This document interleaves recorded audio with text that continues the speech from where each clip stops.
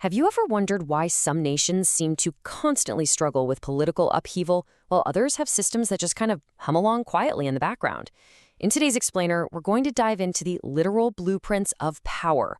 We'll explore the massive foundational frameworks built by global powers and then see how one specific nation, Pakistan, iteratively designed, tested, and entirely redesigned its own constitutional rulebook over the course of several decades. To make sense of all this, we're going to follow a straightforward four-part agenda today. First, global blueprints of power. Second, hybrids and centralized states. Third, the birth of Muslim nationalism. And finally, Pakistan's constitutional journey. All right, Section 1, Global Blueprints of Power. Let's kick things off by contrasting two incredibly influential, yet completely opposite political blueprints. On one hand, you've got the United States. It operates on a rigid, entirely written constitution with a very strict separation of powers. The executive branch, meaning the president, is elected completely independently of the legislature. Now contrast that directly with the UK's Westminster model. It's flexible, relies heavily on unwritten conventions, and features a literal fusion of powers. The Prime Minister and their cabinet are drawn straight from the legislature, and they remain constantly accountable to it. It's a totally different approach to running a state. Now, right in the middle of those extremes, we find France's Fifth Republic. This is a really fascinating hybrid crafted by Charles de Gaulle back in 1958 to stop severe political instability. It uses a dual executive system. Basically, a highly powerful, directly elected president is forced to share the engine of the state with an appointed prime minister. But here's the catch. When those two belong to rival political parties, it creates this very specific dynamic called cohabitation. And you know what that does? It turns everyday domestic policy into an absolute high-stakes political tug-of-war. Moving right along, Section 2, Hybrids and Centralized States. So how do other diverse nations actually configure their rulebooks? Looking at this breakdown neutrally, we see India utilizing a federal parliamentary system, heavily inspired by the British model, to manage its immense regional diversity. Turkey, on the other hand, fundamentally shifted from strict secularism toward a highly centralized executive presidency after a 2017 referendum. Iran blends elected democratic bodies with absolute theocratic oversight.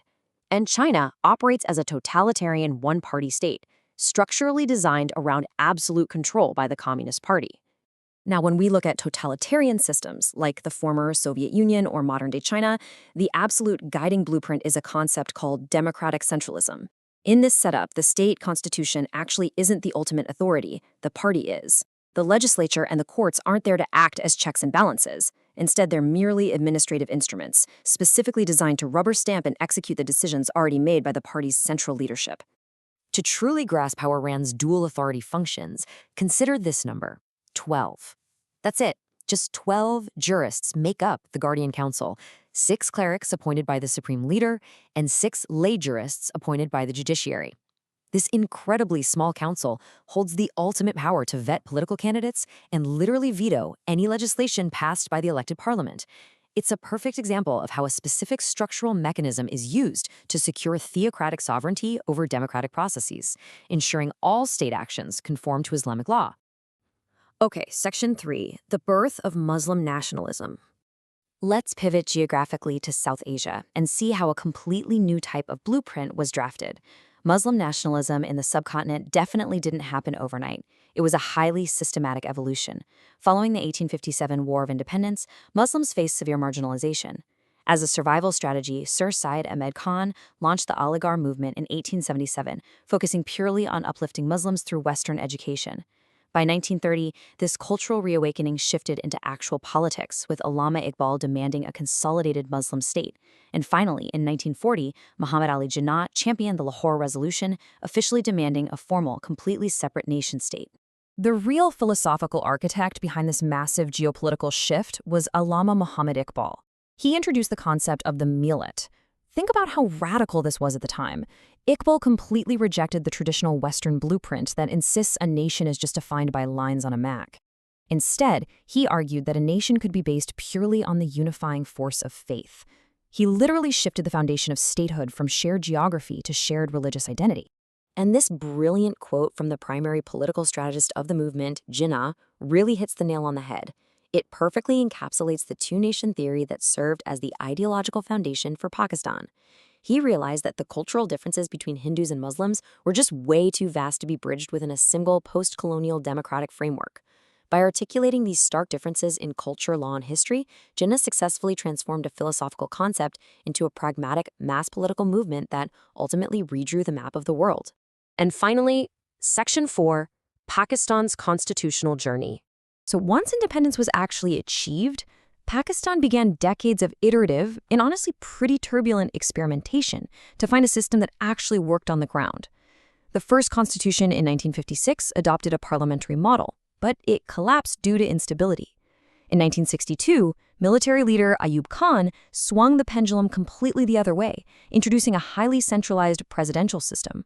Following mass protests, the nation swung back in 1973 to a robust parliamentary system, only to have it modified yet again in 1985.